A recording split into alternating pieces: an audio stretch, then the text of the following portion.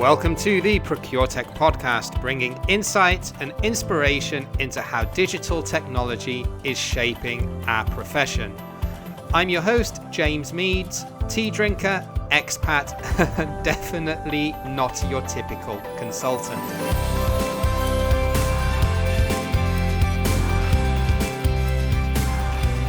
Yes, welcome to another episode of the ProcureTech podcast, where every week we bring you all that's new and innovative out there in the digital procurement technology space, whether that be providers, stories of successful case studies, or thought leadership around what's important and what you need to be considering as you go along your digital transformation journey.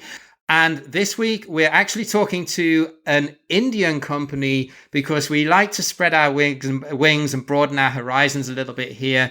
And what they've done is develop something really, really innovative in the finance space, all around automation of accounts payable activities. And as we know as procurement professionals, one of the things that frustrates the hell out of us is how often we get dragged into payment issues and invoice queries, and how it's a massive time suck on our part when things go wrong or when a process is broken or not particularly well thought out.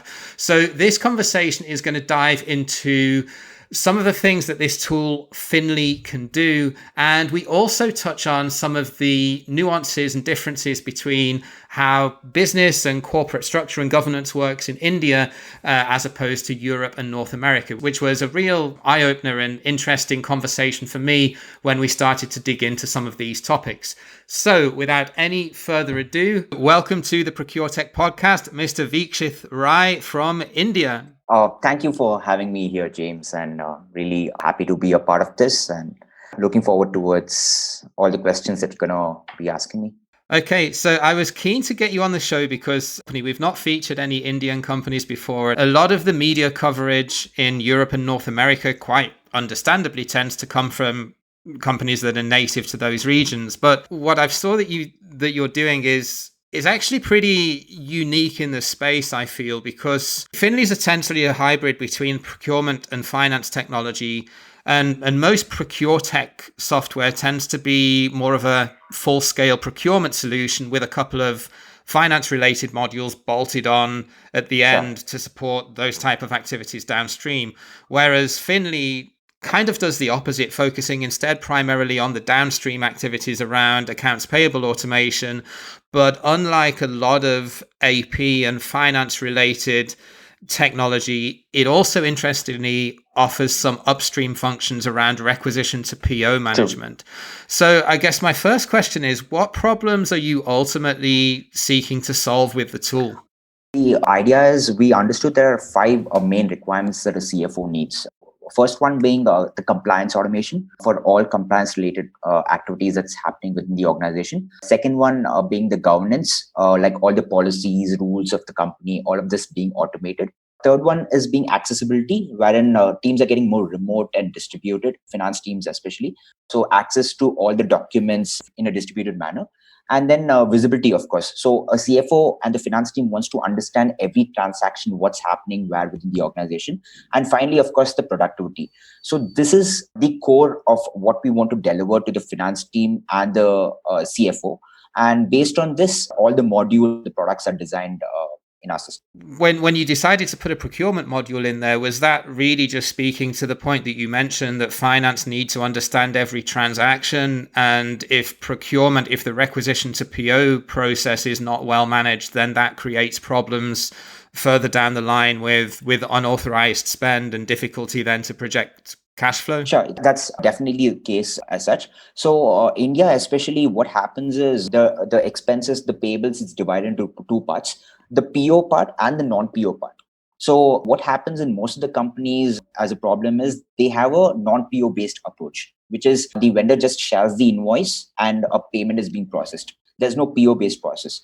But companies are more of getting into the PO based process rather than they're registering the vendor and having a lot of other automations around so that they get visibility into the transaction that's happening in the organization. Yeah, so it's a mix of PO and non-PO is what we have. This is And non-PO spend, I mean, in Europe, we're a little bit more advanced in terms of our processes there in that sense through necessity, really, because of necessity to be able to predict cash flow and cash being king and all of that. But we do also have non-PO spend as well, but it tends to be more things like leases and government payments and utilities, you know, the kind of stuff that wouldn't traditionally go through the requisition process. Sure.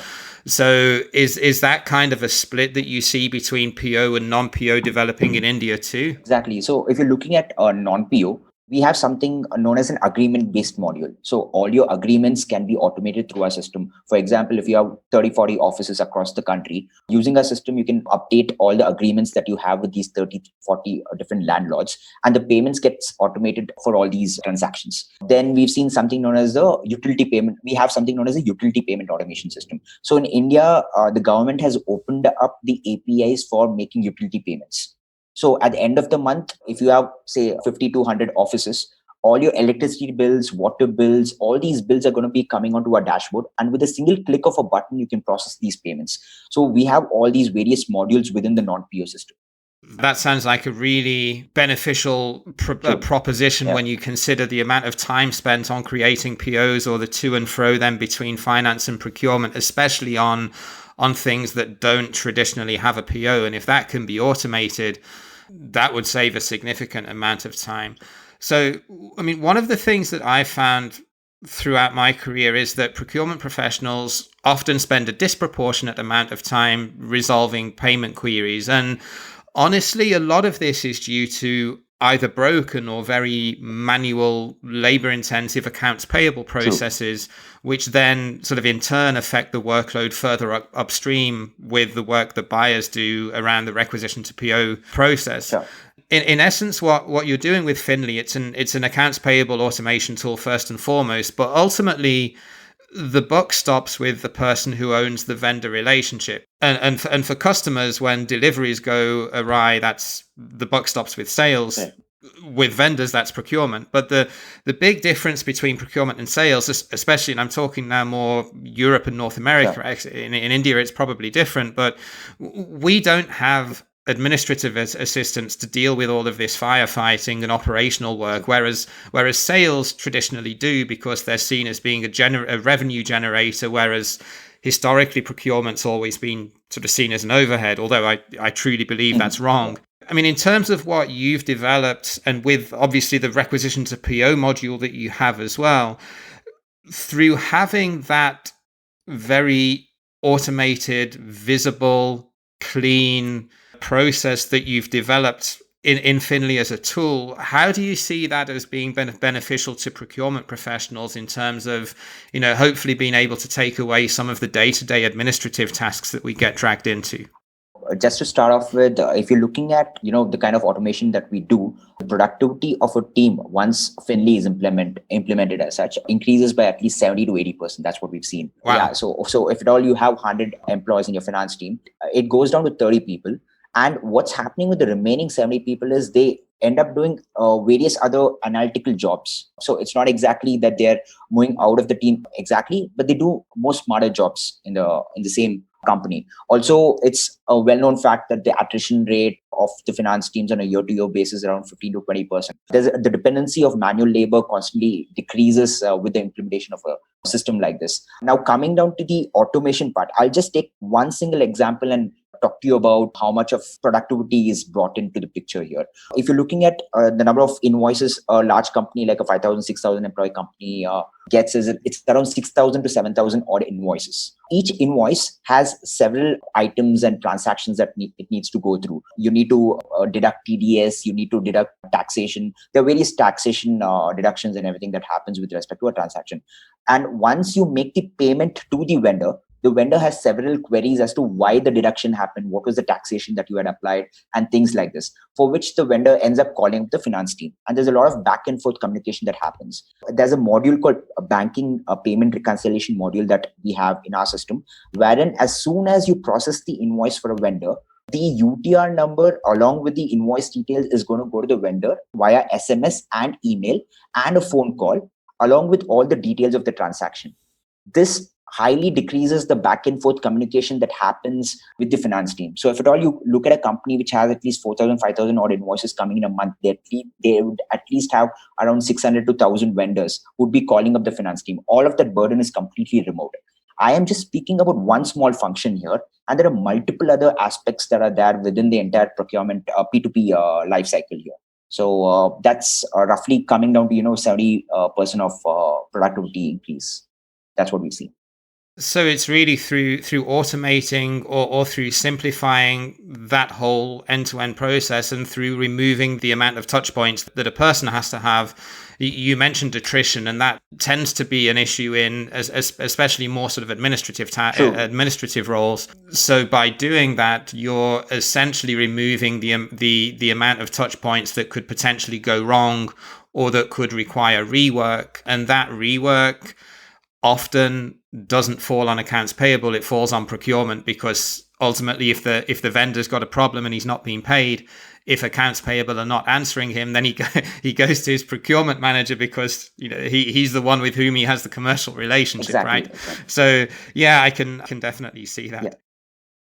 So just a quick interlude before we move on with the rest of the podcast, just to say that if you are a procurement leader or a finance leader in a manufacturing company and you're struggling to get to grips with your spend, or you just maybe need an extra pair of hands to resolve a specific issue and drive some bottom line results, just drop me a connection request on LinkedIn, or just ping me an email to info@jamesmeadsconsulting.com, or just follow the link in the show notes to book a free 30-minute initial call with me, so as I can learn more about your business and what I can do to help you. So now let's jump right back into the interview.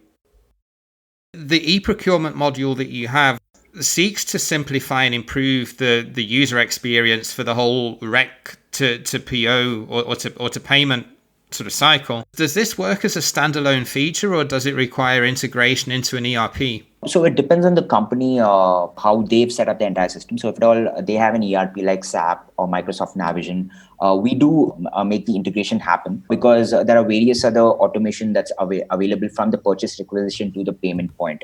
So it all depends on how the companies want to configure the system, wherein they can have a procurement system separately that's plugged into our invoice to pay system, or they can have the end-to-end procurement system in our platform and then just plug in the system into their accounting system. So it totally depends on the needs of the organization. The system is highly configurable and highly flexible, and at every point in our application there are APIs that are opened up, wherein the company can consume these APIs and integrate into any of the other business systems. Okay, so it's actually quite versatile in terms of the different systems it can communicate with because of its API. Exactly. Yeah, exactly. Okay. So it could theoretically sit in the cloud on its own, but obviously you're going to get, I assume, more out of it if it's able to communicate with other systems in your organization. Exactly. So I'll just give an example. There's a company which does interior designing, in a B2C market. So they have a lot of these employees traveling across the country to do all these fixes across the houses and commercial and residential buildings. So at this point of time, they have to procure items to make these fixes, right? And to make these purchases on the go, on the fly, they've integrated the CRM system and our e-procurement system, and they're able to calculate how much purchase is being made against each of the projects. So there's a drop down in the CRM which shows all the projects that they have, and the same drop down is available in the e-procurement system that we have as well, and they can map these expenses against each of these projects. So it can map project, can spit out at any given time how much of a project budget is being spent. Exactly. So if there are new purchase orders that need to be created on the fly pretty quickly, that maybe don't have the luxury of time to go through the classic 3 quotes and then pick the cheapest one, then you can always see how that fares against the total budget that's being spent. Exactly. And these guys travel across the country, and it's required on a very quick basis, right? Another example is there's a company which has a warehouse system which has all the inventory. We don't have an inventory system on our product, but our APIs flexible enough to seamlessly connect and talk to the inventory system to pull out all that information and display it in our product. So it totally depends on the requirements of the company, and the system is super flexible to cater to those needs. We like flexible systems. Yeah. So with this being predominantly a finance tool, I assume from a sales perspective, you're targeting generally CFOs as customers. And one of the things that we as procurement professionals tend to bemoan and get frustrated about is that even though we negotiate a lot of spend, we as a department often don't have a budget other than for things like training and travel. Sure. So if we want to implement, say, a procurement technology solution to facilitate our sort of day-to-day working life or productivity, we often have to go to somebody like a CFO to get budget approval. Sure. So if you're selling this to CFOs, do you find it's generally an easier sales proposition because you're essentially selling to the person who sets the IT budget every year? So you're dealing, I guess, with the, as we call it, the economic buyer within the organization rather with a buying department. Sure. Here, it totally depends on which market we are talking about. If you're looking at the Indian market, the position of a CPO, the Chief Procurement Officer, is something that is coming up as such. At this point of time, most of the market, the CFO deals with all of the buying process as well as the financials. But as time is going, companies are realizing that purchasing is a competitive advantage they can use against their competitors. In which case, this chief procurement officer is directly reporting to the CEO, not to the CFO anymore. So we have to strategically understand how the company has structured their organization. In a scenario wherein the chief procurement officer is reporting directly to the CFO, in that case, we do sell to the CFO. And we have multiple modules to cater to this. We have a travel expense module as well, which is coming under the umbrella of accounts payable. Or in another scenario where it's the procurement system that we're trying to sell to, we just directly go to the procurement officer and then try to sell the system. It totally depends on the use case. When it comes to travel expense and procurement system, both the stakeholders are there at the meetings, like the CFO and the chief procurement officer. But then at the end of the day, India is still an evolving market in terms of procurement process as such. In which case, you don't find the position of chief procurement officer in most of the companies. But that's fascinating to understand a little bit more about how the corporate governance and corporate structure works in India compared to some more developed markets. Because on the one hand, you're saying that traditionally all buying or all spend would sort of go through the CFO ultimately. But then on the other hand, you're saying in companies that have been more progressive and are employing CPOs, they're reporting directly to the CFO, to the CEO, and they're having a seat on the board, which certainly in Europe and North America is very, very rare. And that's our dream as procurement professionals, to have a seat at the board with our top dog. So in some ways, often less mature markets almost have a competitive advantage because they're not having to follow what's considered as being the done thing or as being the right sort of corporate architecture. So that's really interesting to hear that CPOs often have a seat at the top table in India. Yeah. Wow. Okay. On this sort of same topic around sort of differences between sort of Europe, North America, and India, one of the things in Europe, especially when we're looking at labor costs in particular, and accounts payable, as we've discussed, is predominantly a sort of tactical, admin-heavy function. There's not much strategic work that goes on there. And in Europe, in a lot of countries, it's often difficult to fire people due to labor laws. Oh. And if you've got these people on payroll that are doing very tactical work, but are on a European salary, if that work can be automated going forward, and then that and the sort of focus on the employees can be moved to be doing more value-added activities, assuming that the employees want to and they can be trained and they've got the capacity to do that. The payback for a tool like this in a market like Europe, where unemployment is low and labor is in short supply and salaries are high, would, I suspect, be a much easier business case and a much more powerful business case to sell than it would be in the domestic Indian market. So I guess my question is, do you have any plans to expand beyond India? Because I personally see from what this tool can do, it would solve a lot of pain points and challenges that we as Europeans face. Of course. So we do have plans in entering the US and the European market in the next 3 to 5 months. So we are actually developing a plan to do this because we are getting a lot of requests from the US market, especially to use our product. The flexibility that we're trying to add is the taxation module, the payment automation part. So these are the modifications that we're making to the system to allow us to do this. And at the same time, there's a different aspect to this from if you're looking at the Indian market as such. In the Indian market, payments is becoming it's way ahead of the UK market and the US market. For example, we have this technology called UPI and NEFT, IMPS, and RTGS, which allows real-time transactions. And the banks are opening up these APIs. So because the banks are opening up these APIs, it's very easy for us to integrate with these systems, and the transaction IDs easily flow back into our system, and we can set up various configurations in the banking platform. So all these capabilities are allowing us to automate a lot more things than what we could do in the past. This value proposition is something the Indian market is clearly seeing time and again, which is why there is a good amount of demand for this end-to-end payment technology-enabled procurement system in the Indian market. So when we are taking all of this technology to the US market and the European market, we are trying to understand how the banks in the Western market can, facilitate the same level of automation that we have provided here. Yeah, and it's a very valid point because banks are pretty old school in Europe and to some extent in the US, even more so from what I hear. And there are differences in terms of maturity of the market. I mean, I think the UK is a little bit more progressive in that regard, whereas if you go to Germany, it's like the banking system is like going back 20 years. But a lot of fintechs are disrupting and challenging that. So I think, I'm not a finance professional or a fintech expert, but I do think with more and more of these companies entering the market, the big banks are having a big wake up call and are having to adapt to survive in that space. So it'll be interesting to see what happens there.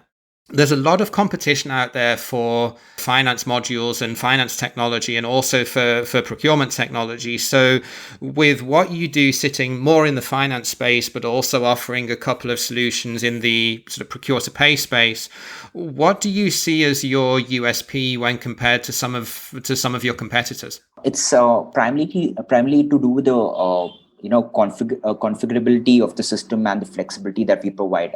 So the idea here is we are looking at procurement as more of a competitive advantage for the company, and we will help them scale in such a way that they don't have to look at the procurement process or their payables at all once they adopt our system. They just got to focus on their business, and we will take care of this part.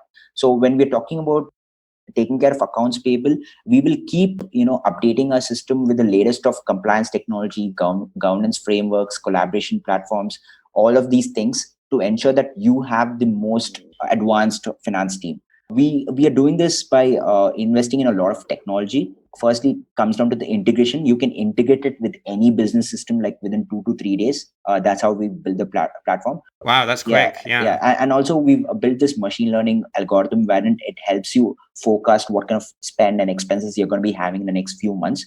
The other thing is you can easily integrate payment technology. This is what's happening in the Indian market right now, but this is what we're trying to do in the US market and the European market as well, when you can integrate any of your payment technologies, not just your banking technology, but your credit card, your expense card, your prepaid card. All of these various payment instruments can be easily plugged into our system. So basically any transaction that's happening across the organization directly flows into our product. So these are various capabilities that we're bringing in at the end of the day, which will give the CFO one single dashboard to understand who is spending how much money where within the company, with all the governance and the visibility that he needs. So that's our primary focus. It almost allows an alternative, because certainly in Europe and in North America as well, purchasing through catalogs is a big strategy that procurement teams and AP teams use to help automate some of the low level purchases. Sure. But what you're saying is with Finly, you could almost do that with P cards as well, and it would automatically then generate the payments so as it's a seamless sort of end-to-end integration and nobody has to manually enter purchase orders on the system. Exactly. So you can think about it, a transaction automatically reconciling with the invoice, and both of these entries going and setting the accounting system without any manual intervention. Got you. If anyone would like to connect with you and learn more or maybe book a demo, what's the best place for them to hook up with you? Of course, you can go to our website and schedule a demo anytime you want, which is finly.io, finly.io. Alternatively, you can find me on Twitter, of course, which is VEEKSHITHCRAI, Veekshith Sirai. That's on Twitter, and Veekshith Rai on LinkedIn as well. And alternatively, my mail ID is also veekshith.rai@finly.io. Okay, and I'll link to your Twitter and LinkedIn profile and website in the show notes for anyone that's listening and that wants to grab those links. Veekshith, it's been really interesting for me to understand a little bit more, not only just about what you've developed with Finley, but some of the little nuances and differences between the business landscape in India, especially around the payments and how procurement fits into the corporate governance model versus how it works in Europe and in North America. So that particularly for me was an interesting insight. And I wish you all the very best of luck with your launch in Europe and North America. Thanks again. Take care of yourself and keep in touch. And yeah, if you're over in Europe and you're at one of these conferences, then maybe we can catch up for a coffee or a glass of wine at some point. Definitely, James. Looking forward to meeting you sometime. And thanks for having me on your show. It was a pleasure. So that's all for this week. I hope you enjoyed the conversation with Veekshith and you got some insight into how accounts payable automation can really help us as procurement professionals further upstream by ironing out and automating some of the day-to-day work that can often go wrong and lead to issues on our part. Thanks again for listening, guys. Take care, and I will catch you again next week. Look after yourselves, and bye for now. Thanks again for listening to this episode of the ProcureTech podcast. If you like the show, then please subscribe, or even better, why not write us a quick review on Apple Podcasts? It would not only really make my day, but it would also help our mission to enable procurement and finance leaders to become more data-driven through the power of digital transformation.